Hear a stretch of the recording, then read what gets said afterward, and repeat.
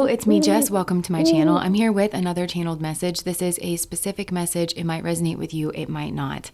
All right, so there's a lot of things that are coming through here in this message, and I feel like we're continuing a conversation that Spirit has started with us recently about the origins of this kind of surprise, shock, ambushing, third-party dynamic. And for most of you, I think this has been romantic, or at least this pattern that's played out in your life. I feel like it would have cut the deepest when it was romantic and when there was heart energy involved and you had built a partnership, a trust, a relationship here with somebody. But this ambushing, surprising energy, this could have played out in a number of different arenas in your life, because I feel like this is something here that you have consented to explore.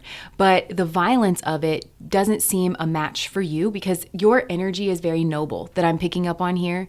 You're the person that was like the receiver of this kind of surprise, ambush attack. And I feel a kind of sweetness to your energy and a willingness to understand and a confusion about the treachery of it and why you had to experience that. And so Spirit has linked this back to this tribal lifetime. And I'm just going to recount this a little bit, and then we're going to, there's a lot that you're learning or that you can piece together about spirituality, but I really feel like this is primarily about you clearing up your guilt. And you clearing up your guilt from this past lifetime requires you to understand yourself. It requires you to be patient with yourself, to give yourself a little grace, to give yourself a little space. And in doing that, you can put some space between like the guilt and the shame that you feel about the pain that you caused, because you are genuinely remorseful, and you were from the moment that it occurred. And the irony, I don't know if irony is the right word, but I think something that has scrambled the frequencies here in terms of like the karmic learning that's gone on in this lifetime, where there's been a situation where you were ambushed by a third party, you were ambushed by some kind of association. It's because you and these people, you're not on the same level spiritually. You're not on the same level of consciousness. And so your intentionality in terms of coming together in this lifetime to kind of right the wrongs and to rebalance a situation is not on the same level. So Spirit wants to kind of unpack that. Now, in that tribal lifetime, I had seen that you were like a warrior or something, and I saw you covered like in paint, and you were like on a post or something.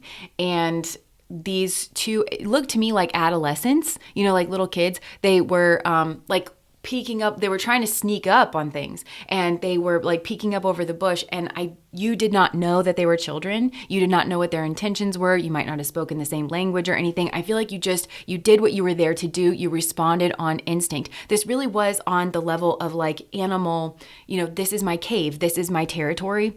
And I think that you very swiftly, I just heard, I didn't have time to think. You were under siege, you were under attack, like as far as you knew. And I feel like you ended those people, but when you realized that they were children, you felt incredibly bad. You kind of realized that they were probably just out farting around in the woods, and they discovered, they were interested or something like that. And I think you thought about it all the days of your life, and you were feeling very remorseful about it. But I think that you prayed for them. I think that you were praying for their family, and you were praying for forgiveness, and you really carried that guilt with you. Now, one thing though that I have been picking up on is I think that you did actually ward off some kind of ambush, because I'm kind of getting that these two kids, they were kids in that life, but there is a metaphor here. I feel like these two are not as developed as souls. And I'm not saying that they deserved what they got by any means. I'm not like justifying that. I'm just saying like, I'm getting the energy of like lying, but it is coming through with that like childhood wonder, because as they were sneaking up on you and as they were sneaking up on this tribe, I think there was this feeling of wonder and amazement, this like, whoa, I feel like actually with you and with your physicality, because you were bigger, you were older, you looked different than them, but it was in a good way. Like they were fascinated. They were like, wow, that's magnificent kind of thing, And maybe if they got a glimpse of like the tribe or whatever it is that you like had going on, they were like, whoa, like this is really cool. And I do get the sense of them wanting to go back in their childhood ignorance and innocence to the tribe to tell some kind of lie. And I don't know what the lie was going to be, but I do think it was going to be to tell some kind of lie. Either that you came at them aggressively and that they successfully fought you off, because there was an obsession with your physicality, like your prowess or something. And that may have actually rallied some warriors together that would have then attacked your tribe. You see what I'm saying? Or they may have told a lie about what you had in order to seem cool. And they had 79,000 pounds of gold and you didn't. But then that literally, it could have, I think it was going to lead to something more, but you couldn't have seen that. And it's like you need to have this perspective because you were acting as an immune system for your tribe. And it's kind of like the rules of the jungle, the rules of nature. You know, if something sneaks up on a bobcat's lair, the bobcat's not going to ask questions, you know, because the stakes are very high. And I think that you really, really struggled with that though, because I think really like children even, and like, you know, the innocence of that. And I think that you're a kind person and you really are a wise person and you're a well thought person. But there are certain, and I feel like that's what you were trying to learn in that life on some kind of soul level, is that energy of pausing and being thoughtful, it's not always applicable. But where you're acting instinctually. You know, the body a lot of times responds instinctually, but I feel like you cannot let that go. So after you passed in that life and you were working things out with these two souls, I think there was a desire to balance this out. And, you know, I kind of mentioned this in the other reading, but it's like their version, because they're less evolved than you, they had a goal, their version of balancing out. And I think you agreed to this or you consented to this on some level because you are also growing in your perspective.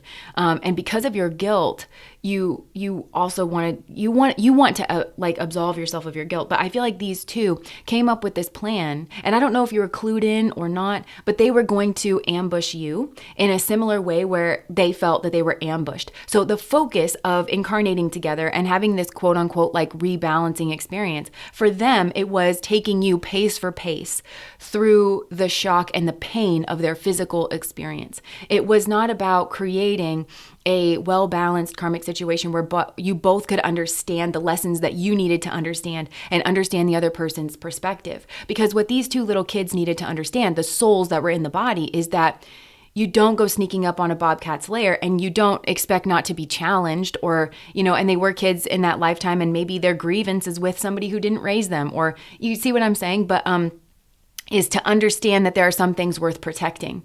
And if you get too close to it, like for you, it was your family, it was your way of life, that's worth protecting. And if somebody gets too close to it with a threat, you are going to act swiftly, kind of thing. And that's what they needed to understand, that kind of protection, that kind of defensive instinct. But they weren't trying to set up this lifetime with that in mind. They wanted only you to go pace for pace through the pain that they experienced. So what I think this was is that they had some kind of soul tie, soul contract, soul bond. And, but you were going to meet one of these people first. And it was that kind of magnificence, like, wow, because you are more advanced than this person. And I'm hearing, my husband likes to read to me from this book. It's called The Mother of the Buddhas. And there was one, they were talking about bodhisattvas and they were talking about them being very well proportioned, like in their bodies or something. They're describing this particular bodhisattva. And that's kind of what I'm getting for you. And that, because there's a wisdom, there's an integration, there's a wholeness. And I feel like it showed in your physicality somehow in that lifetime. And I do feel like in this lifetime, that also was because you're kind of better than this person, you know?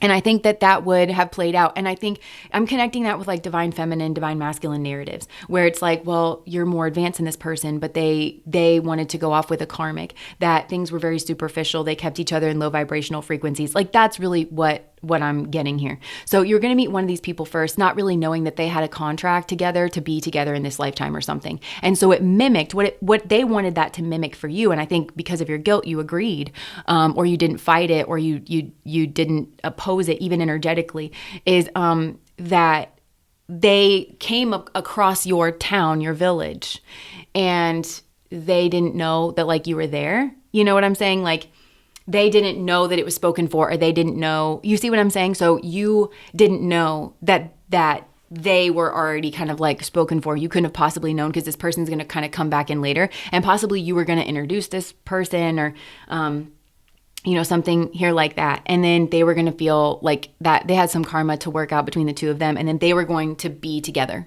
I feel like they were going to ambush you in bed together, because the image that I get about these two little kids like surprised behind the bush is like I'm seeing them in bed with the covers like pulled up, you know. It's like it's kind of like that, but the energy isn't the same, because the heart energy that's involved, it's just really cruel. It's really vengeful, of like you built up like such a strong love. These people in that lifetime didn't build such a strong love for your tribe and your land. They wanted to take from you. They did. And that is showing through in this lifetime. They wanted to hurt you. And I feel like there's something in this lifetime that each of them wants to take. So one of them, possibly the person that you're with or married to, it's like they could want the majority of the spoils in the divorce, you know.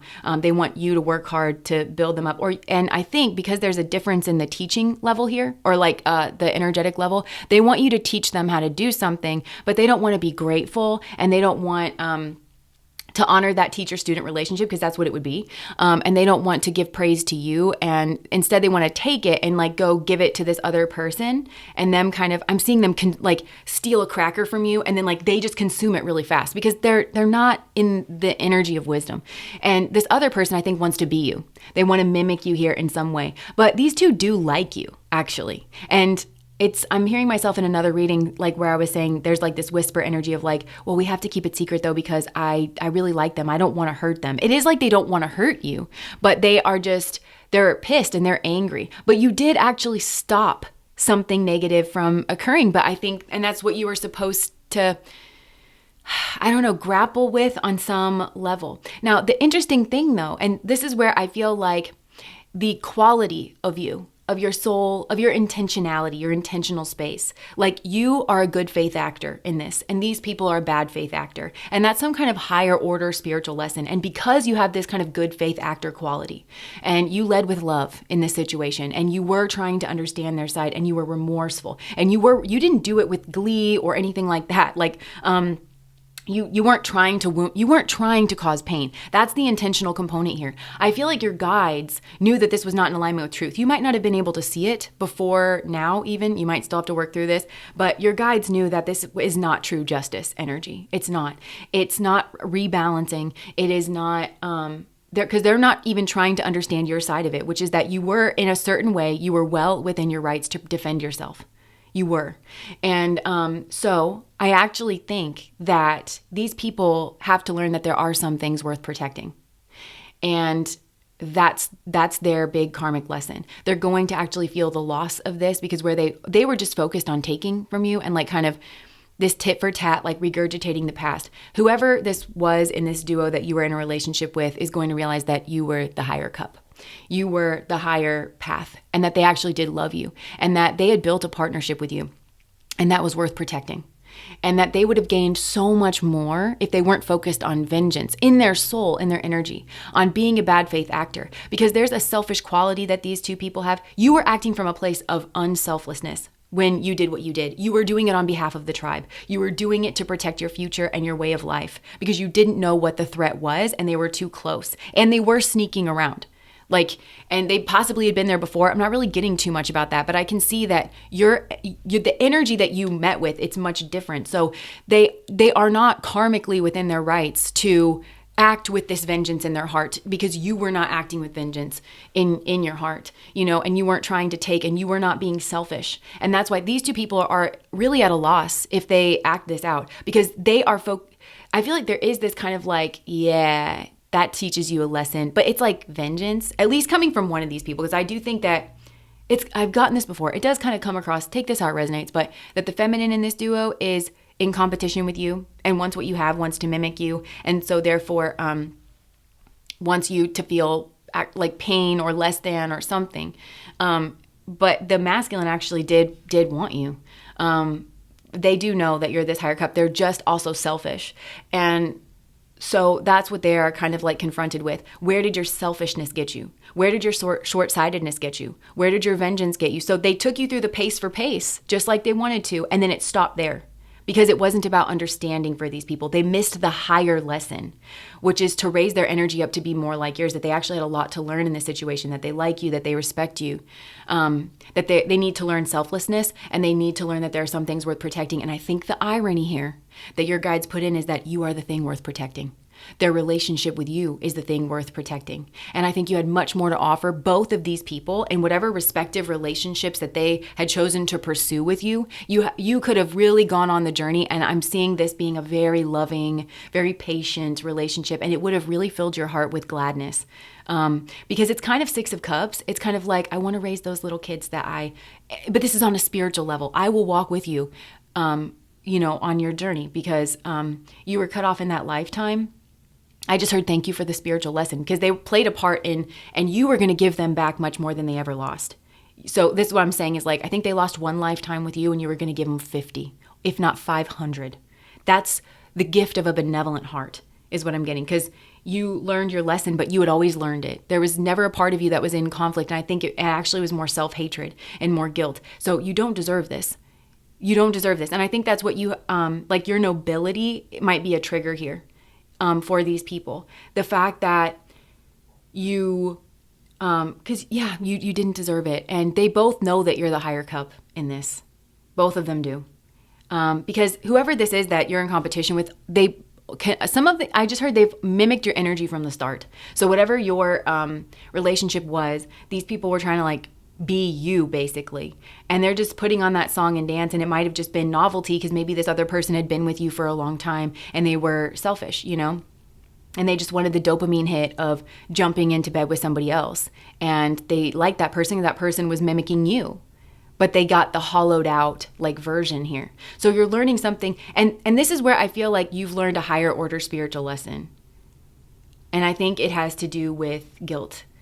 And I think this is about forgiving yourself, because I think for you, the karma, you're learning something here about rectifying your karma, because rectifying it with these people, it's kind of no good, because they're coming from a corrupted place.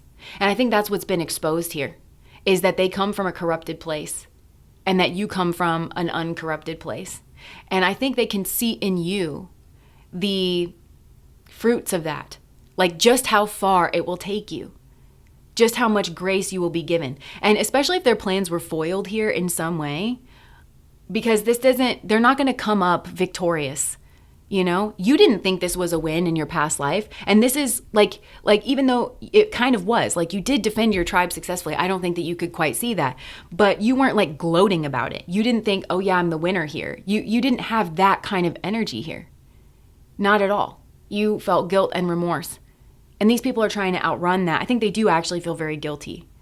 And they both feel inferior to you. And the way they're behaving, it's hard to argue with.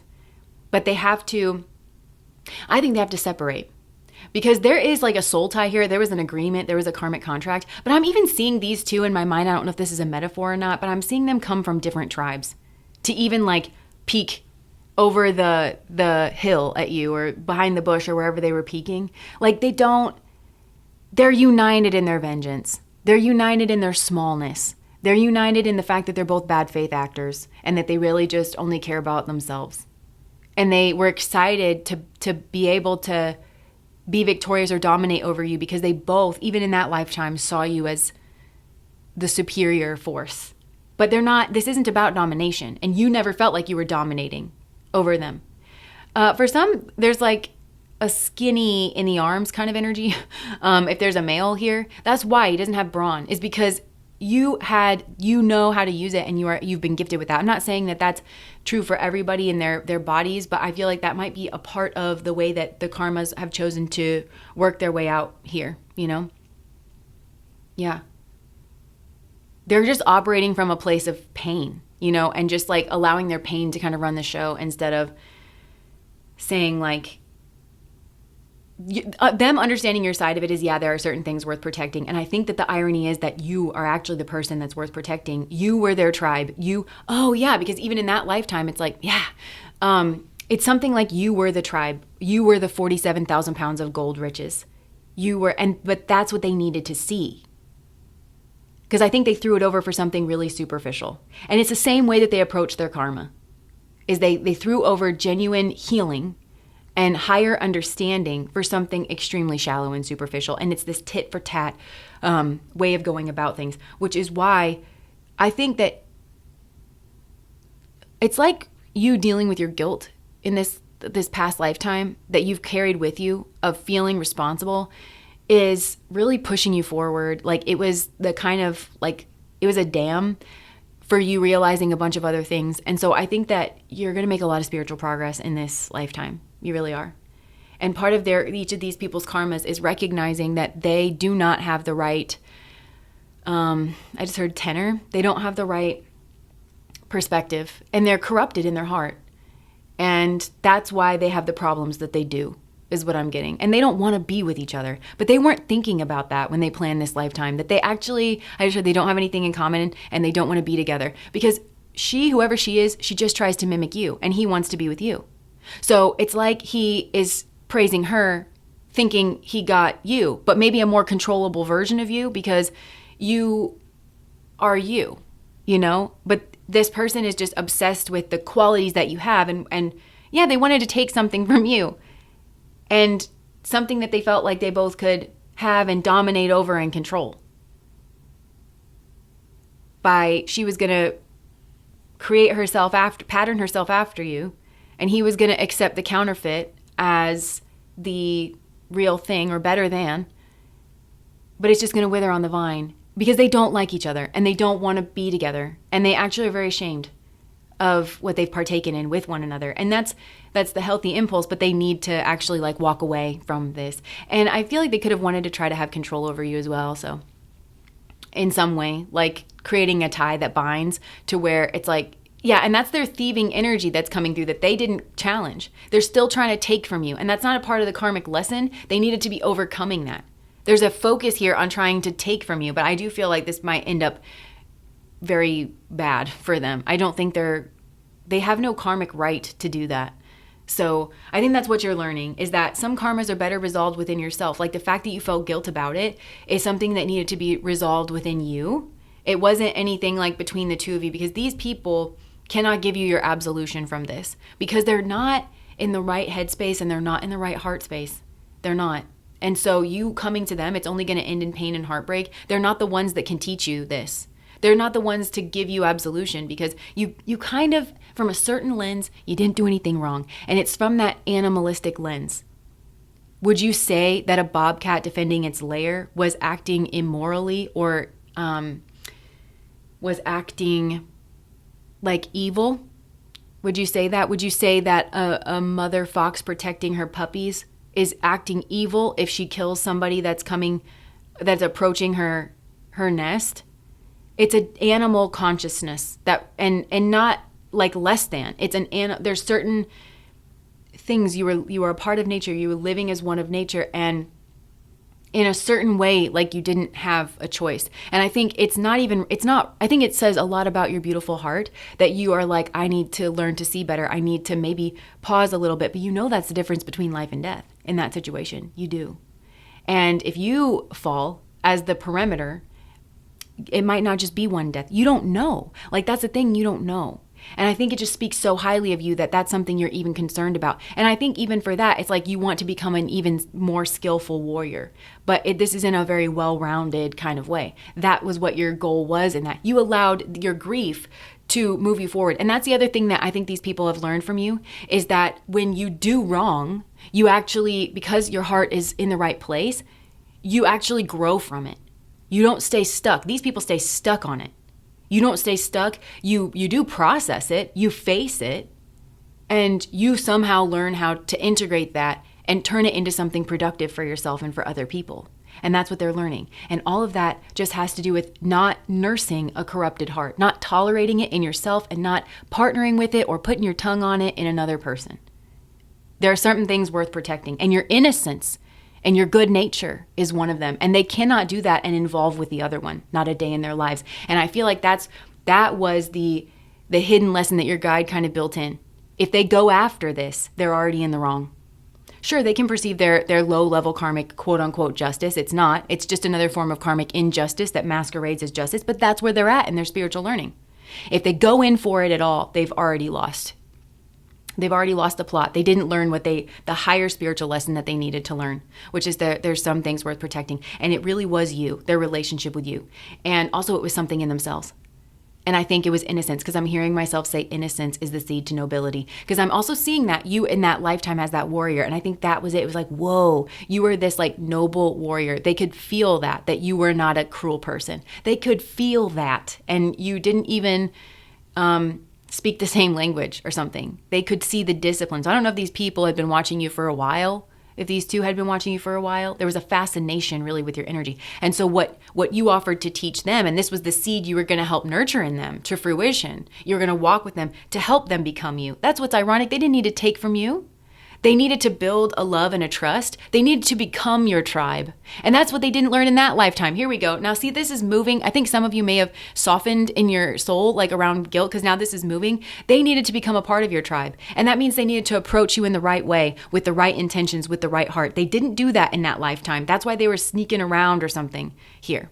They were kids in that lifetime. I feel like there was a different way that they needed to go about it. So I don't know what they were doing behind the bush or something, but it was signaling threat. And they needed to approach you properly in this lifetime. And that means that they weren't hiding anything in order to become your tribe. And then that warrior energy is for their protection and their benefit. That's also what this isn't evilness in you. This isn't a violence. For some, these people could have tried to paint you out as this crazed, but really they are that. Oh, they're a hothead, or it's like that Mars energy, like you're the lustful, passionate, hothead one, and I was just an innocent. No, they weren't. So they needed to learn how to become a part of your tribe. And that's maybe what they wanted to learn. And then you would have walked on the journey. There's no need to take. There's no need to take. They were trying to take something from you in that lifetime. I do think you understood that. And I think I just heard, you knucklehead. I think that's how you would have approached it if maybe they'd been stealing from your tribe or something. I don't know. But yeah, that's what you kind of are like, we could have laughed this off, but you needed to learn your lesson, and you needed to be respectful, and you needed to make amends. And that was what was on offer here. But that is whoever these people were, it's like, be my actual friend, be my boyfriend then, be my husband then, be my sister then, be my friend, be my work colleague then. Partner with me and do it from a genuine place, become a part of my tribe, and it flips the energy. It's no longer something scary. It's something that works to protect you.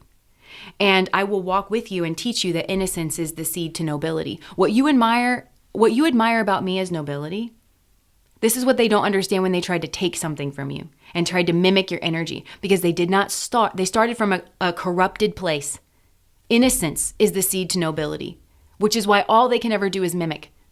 All they can ever do is mimic your energy and a nobility, because they have to be willing to be the innocent, the truly innocent person. And they can around you because you'll defend them while they're innocent, while they're green, while they're vulnerable. We all need each other in that way. And that's what these two erode. They erode innocence around them, where people can't start from that place. And I just heard this is how a corrupted apple spoils the whole bunch.